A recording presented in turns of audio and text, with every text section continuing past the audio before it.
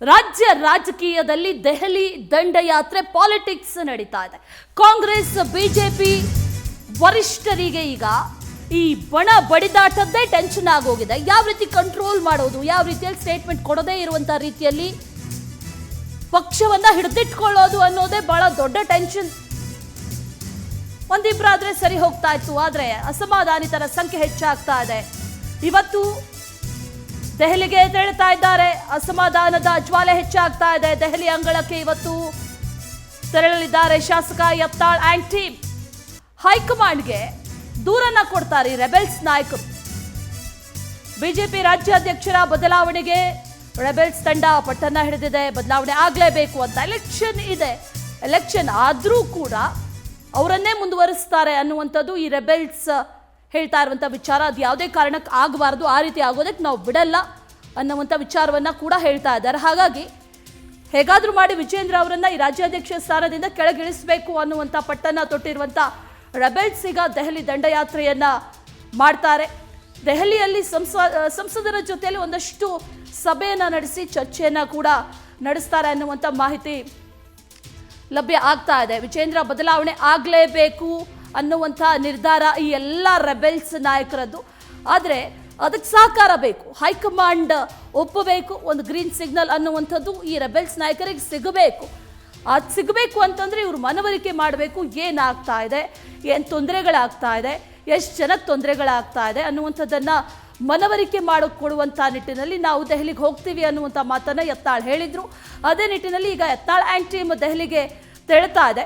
ಆ ಹೈಕಮಾಂಡ್ ಸಹಕಾರವನ್ನು ಪಡೆಯೋದಕ್ಕೆ ಪ್ಲಾನ್ ಮಾಡ್ತಾ ಇದ್ದಾರೆ. ಆದರೆ ಎಷ್ಟು ಮಟ್ಟಿಗೆ ಹೈಕಮಾಂಡ್ ಅಸ್ತು ಅನ್ನತ್ತೆ, ಅಥವಾ ಈಗಾಗಲೇ ಹೈಕಮಾಂಡ್ ಒಂದು ರೀತಿಯಲ್ಲಿ ಎಚ್ಚರಿಕೆಯನ್ನು ಕೂಡ ಕೊಟ್ಟಿದೆ, ಯಾವುದೇ ಕಾರಣಕ್ಕೂ ಕೂಡ ಮಾತಾಡಬಾರ್ದು ಅನ್ನುವಂಥ ನಿಟ್ಟಿನಲ್ಲೂ ಕೂಡ ಹೇಳಿರೋದ್ರಿಂದ ಏನಾಗುತ್ತೆ ಅನ್ನುವಂಥ ಪ್ರಶ್ನೆ ಈಗ ಕಾಡ್ತಾ ಇದೆ. ಮತ್ತಷ್ಟು ಡೀಟೇಲ್ಸ್ ಅನ್ನ ನೀಡ್ತಾರೆ ನಮ್ಮ ಪ್ರತಿನಿಧಿ ದೀಪಾ. ನೇರ ಸಂಪರ್ಕದಲ್ಲಿ ಜಾಯಿನ್ ಆಗ್ತಾ ಇದ್ದಾರೆ. ದೀಪಾ, ಇವತ್ತು ದೆಹಲಿಗೆ ಹೋಗ್ತಾ ಇದ್ದಾರೆ. ಬಹಳ ಮಹತ್ವದ ಹೆಜ್ಜೆ ಅನ್ಸುತ್ತೆ ಈ ಅಸಮಾಧಾನಿತರಿಗೆ. ಯಾಕಂದ್ರೆ ಇದನ್ನ ಇಲ್ಲಿರುವಂತ ಬಣಬಡಿದಾಟ ಆಗಿರ್ಬೋದು, ಜೊತೆಗೆ ಅಸಮಾಧಾನಗಳಾಗಿರ್ಬೋದು, ಅದನ್ನ ಹೈಕಮಾಂಡ್ಗೆ ಮನವರಿಕೆ ಮಾಡಿಕೊಟ್ರೆ ಒಂದು ನಿಟ್ಟಿನಲ್ಲಿ ಅವರು ಸಕ್ಸಸ್ ಆದಂಗೆ. ಎಷ್ಟು ಮಟ್ಟಿಗೆ ಸಕ್ಸಸ್ ಆಗ್ತಾರೆ, ಅಥವಾ ಹೈಕಮಾಂಡ್ ಒಪ್ಪುತ್ತಾ, ಗ್ರೀನ್ ಸಿಗ್ನಲ್ ಕೊಡುತ್ತಾ ಅನ್ನುವಂಥ ಪ್ರಶ್ನೆ ಈಗ ಕಾಡ್ತಾ ಇರೋದು. ಡೀಟೇಲ್ಸ್ ಅನ್ನ ಕೊಡೋದಾದ್ರೆ ದೀಪಾ. ಅಶ್ವಿನಿ, ಬಿಜೆಪಿಯಲ್ಲಿ ಅಸಮಾಧಾನಿತರ ಸಂಖ್ಯೆ ಹೆಚ್ಚಾಗ್ತಾ ಇದೆ. ದಿನದಿಂದ ದಿನಕ್ಕೂ ಕೂಡ ವಿಜಯೇಂದ್ರ ಅವರ ವಿರುದ್ಧ ಅಸಮಾಧಾನಗಳು, ಬಹಿರಂಗ ಹೇಳಿಕೆಗಳು ಹೊರ ಬರ್ತಾ ಇದೆ. ಆ ನಿಟ್ಟಿನಲ್ಲಿ ಒಂದು ಫೈನಲ್ ಟಚ್ ಬಿನ್ನರ ತಂಡ ಮಾಡಿದೆ ಅಂತ ಅನ್ಸುತ್ತೆ.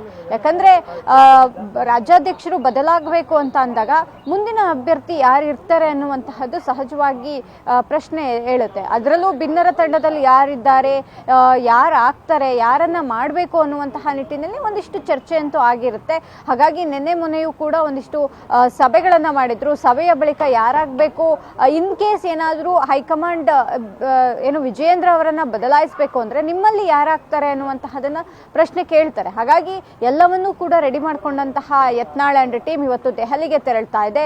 ದೆಹಲಿಯಲ್ಲಿ ಹೈಕಮಾಂಡ್ ನ ಭೇಟಿ ಮಾಡಿ ಇಲ್ಲಿ ಆಗ್ತಾ ಇರುವಂತಹ ಬೆಳವಣಿಗೆಗಳು, ಬಿಜೆಪಿಯಲ್ಲಿ ಎದ್ದಿರುವಂತಹ ಅಸಮಾಧಾನ, ಬಹಿರಂಗ ಹೇಳಿಕೆಗಳು, ಜೊತೆಗೆ ಈ ಒಂದು ಬದಲಾವಣೆ ಮಾಡೋದ್ರಿಂದ ಯಾವೆಲ್ಲ ರೀತಿಯಾದಂತಹ ಅನುಕೂಲ ಪಕ್ಷಕ್ಕೆ ಇದೆ ಅನ್ನುವಂತಹ ಮನವರಿಕೆಯನ್ನ ಮಾಡಿಕೊಡುತ್ತೆ ಅನ್ನುವಂತಹ ಮಾಹಿತಿ ಇದೆ.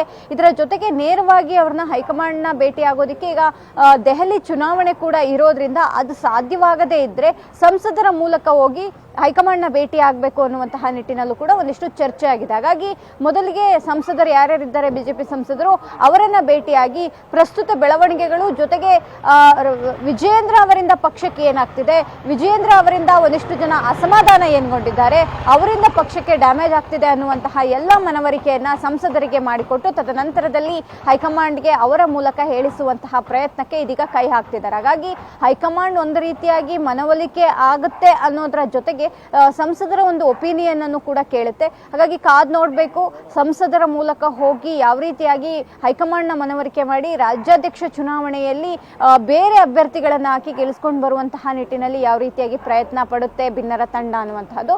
ಆದ್ರೆ ಬಹುತೇಕವಾಗಿ ಎಲ್ಲವೂ ಕೂಡ ಒಂದು ತಹಬದಿಗೆ ಬಂದಂತಿದೆ. ಅಂದ್ರೆ ರಾಜ್ಯಾಧ್ಯಕ್ಷರನ್ನ ಬದಲಾಯಿಸಬೇಕು ಅನ್ನುವಂತಹ ನಿಟ್ಟಿನಲ್ಲಿ ಅಭ್ಯರ್ಥಿ ಯಾರಾಗಬೇಕು, ಜೊತೆಗೆ ಹೈಕಮಾಂಡ್ ನ ಮುಂದೆ ಹೋಗಿ ಆ ಒಂದು ತಮ್ಮ ಮನವಿ ಒತ್ತಡವನ್ನ ಇಡಬೇಕು ಅನ್ನುವಂಥದ್ದು. ಹಾಗಾಗಿ ಇವತ್ತು ದೆಹಲಿಗೆ ಬಿನ್ನರ ತಂಡ ತೆರಳ್ತಾ ಇರುವಂತಹದ್ದು. Ashwini. Right Deepa, thank you ಡೀಟೇಲ್ಸ್ಗೆ.